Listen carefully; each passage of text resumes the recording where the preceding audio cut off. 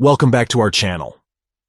In this video, we'll guide you through the process of choosing where to keep the text cursor while using the Magnifier tool in Windows 10.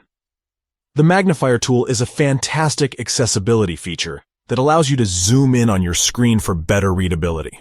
Let's dive right into step 1. To access the Magnifier settings, start by pressing the Start button located at the bottom left corner of your screen. Next, click on Settings.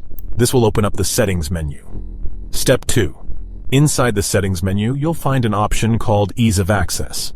Click on it to proceed to the Ease of Access settings. Step 3. Within the Ease of Access settings, locate and click on Magnifier. This will open up the Magnifier options. Step 4. On the right side of the screen, you'll notice the Change Magnifier View section. Here, you can choose where to keep the text cursor. Step 5. In the Keep the Text Cursor drop-down menu, you have two options to choose from.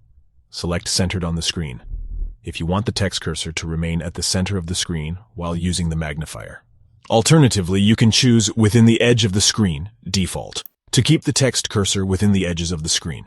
By selecting your preferred option, you can control the position of the text cursor while using the magnifier tool. And there you have it.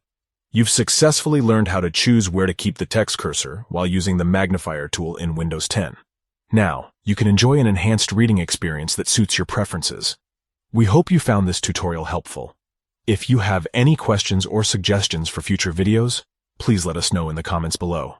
Don't forget to like and subscribe for more useful tips and tricks. Thanks for watching.